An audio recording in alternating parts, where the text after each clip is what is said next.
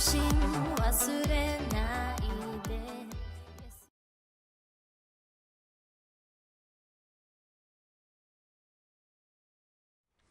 everyone, welcome back to Running Otaku. This is episode 5 and I am the Running Otaku. Notice something different today? No glasses. Well, you see it was raining, and when it rains I take off my glasses and put on my contact lenses, and I haven't switched back yet. So now you get to see what I look like without glasses. Not sure it's any better, but what can I do? I was born this way. Anyways, today let's take a look at the log. Let's see. Okay, I ran in the Forest Park trails. It was very muddy, slippery. Let's see. It was a 2-hour run, which was 13.6 miles or 22 kilometers. In terms of pacing, that's 8:47 a mile and 5 minutes, 28 seconds per kilometer. Just to show you what the run looked like from satellite view, here's a short little clip from a company called Relief. Birds flying high,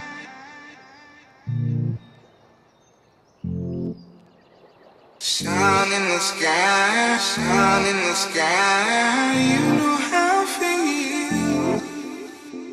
Birds flying high.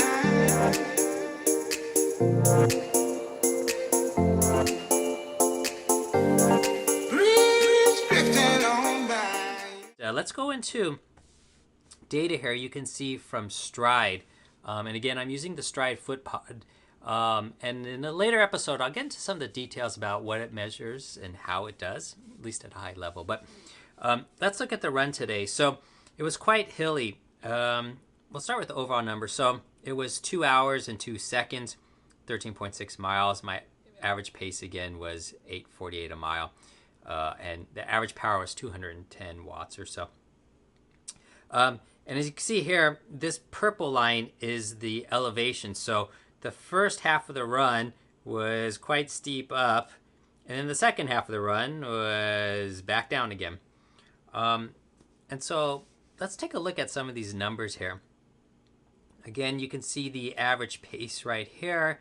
The total time, it's off by 10 seconds because when I took a subsection of the run, I was missing just a few seconds there at the end, but no big deal.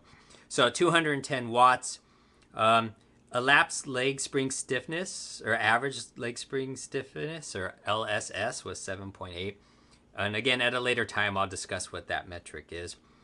Form power is interesting. So the 210 watts is the total power. But some power you use to apply going forward, which is the good kind. And the other kind is, bobbing up and down or maybe twisting side to side a little bit. And the form power is Stryd's way of capturing all of that power that's not propelling you forward. So it's kind of bad power, if you will. And you want to have as little of that as possible. Anyways, this was 60.2. And again, in the later episode, I'll get a little bit more in the details about these numbers. My elapsed heart rate is 154. That might seem high, but I actually have a high heart rate. I think my max now is around 195. So this is probably 75% or so. So easy run from a heart rate perspective. Let's see, average ground contact time. So my foot was on the ground for an average of 273 milliseconds, so about a quarter of a second. When I'm really running hard, this number, like fast, is like 211, and I think elite runners are under 200 milliseconds, so less than 0.2 of a second is their foot on the ground for each foot strike.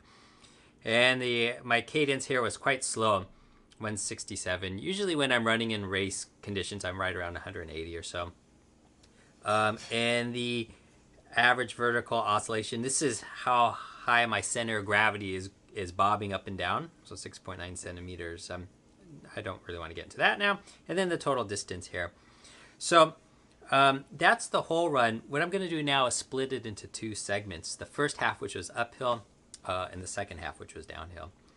So this is the first half, and again, you can see here, this purple line is the elevation. So it was going up the entire time. This yellow is my power, and as you can see here, for this first part, it was pretty smoothly an even power around 220 watts or so. And it got a little bit ragged here up and down because the terrain was started to really change a lot and go up and down fairly steeply. But this is the beauty of a power meter. Even though I'm climbing here from less than 100 feet elevation to over 200 feet elevation in just a couple of miles, or 5K or so, look, my power was dead even. So even though I was climbing up something steep, my effort stayed constant, which is what I wanted for this long run. I wanted to keep my effort pretty constant, and I did all through that first half. And as you can see, I was running slower than average. Average overall, again, was about 8:48 per mile. And on this first half, I was about 10 seconds slower. And my power was higher. The average power for the whole run is 210 watts. But for this segment was 226. So I'm running a little bit, higher. Even though I'm running slower, I'm using more power. Again, that's because I'm going uphill. And my heart rate stayed pretty even the whole run, actually. So this is another indication of kind of a consistent, even effort, 154 beats per minute. So let's take a look at the second half. The second half, it's hard to tell here, but it was really curvy. It's this part right here, back and forth, back and forth. There probably wasn't more than like a few meters of straight section before there was some sort of curve and undulation, and it was really wet.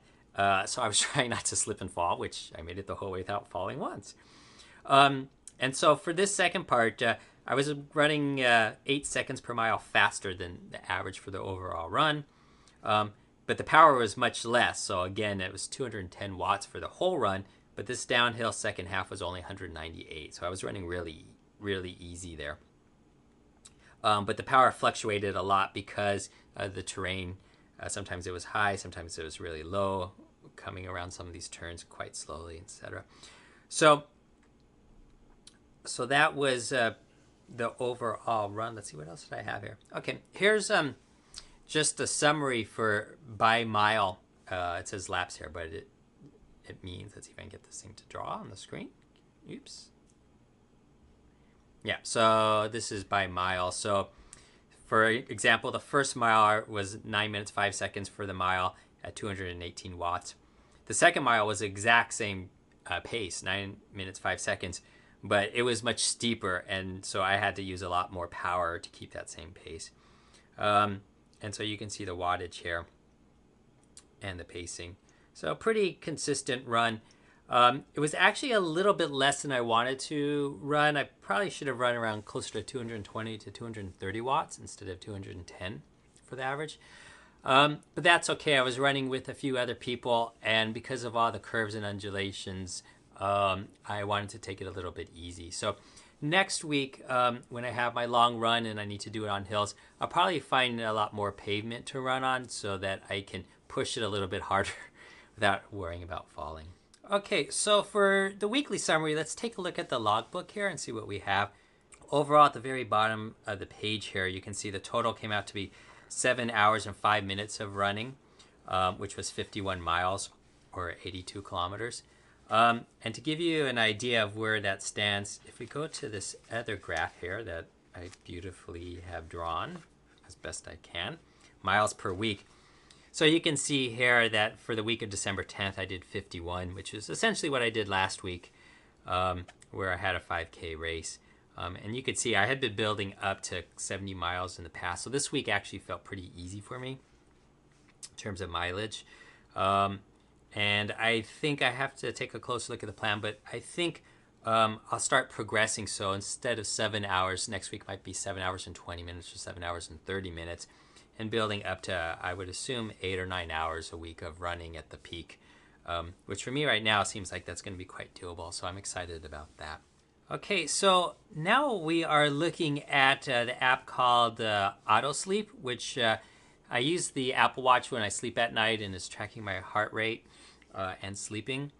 And so this is the week in review. So you can see, for example, on Monday, I slept for 8 hours and 44 minutes. Pretty cool, huh? And then Tuesday 7.5, Wednesday, etc. So you can see I'm getting a lot of sleep, which is good. And then you can see the quality sleep as well. So out of that 8 hours 44 minutes, for instance, on the 10th, 6 hours 28 minutes was quality sleep, evidently. And then there's even deep sleep here, which is pretty cool too. The one thing I wanted to note here is the heart rate. So this is my sleeping heart rate, and as you can see here, my average is usually around 51, and I know when it starts getting above 53, 54, that something's wrong. Either I'm sick or dehydrated, or some kind of injury or something. My body is working hard and my heart is working hard, so it's a precursor of something. And so I'm a little bit concerned here because, as you can see, the 10th, at least the 12th, 13th, 14th, 51, 52, which is fine. On Saturday here, went to 53, and last night to 54, which is high.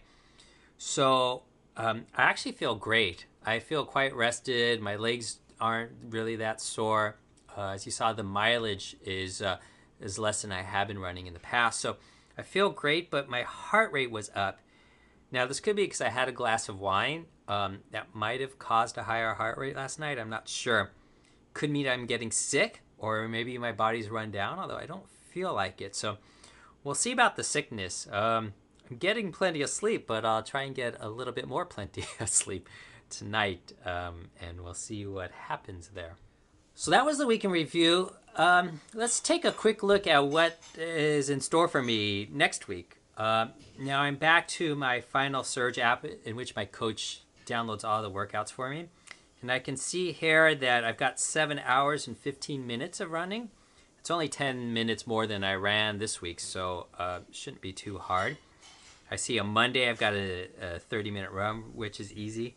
Tuesday, it looks interesting. Let's see. Yep, I've got 3 by 5 minute thresholds and 30-second hill repeats and 15 seconds on flat terrain. And then looks like an easy run on Wednesday. Thursday is an hour easy run with some striders in between. What's on Friday here? Oh, wow. Another quality run, 70 minutes. 10 by 1 minute at 3K race pace. That's going to be fun. And some 20-second repeats and 30-second repeats on hills. Okay. And then another a week from today, a 2-hour run, which is fine. But then there's 15 minutes. Looks like I've got a 15-minute double, so I get to run twice next Sunday. That'll be pretty cool. Actually, I sort of like those double runs because those easy evening runs tend to kind of flush out whatever's bothering my legs, and it seems like it helps recovery a little bit. I don't know how much aerobic benefit there is, but at least for kind of clearing out the legs a little bit, I think it is helpful. All right, well, that's it. As I mentioned yesterday, I'm leaving tomorrow morning with my family. We're driving the 6 hours or so up to Vancouver, British Columbia.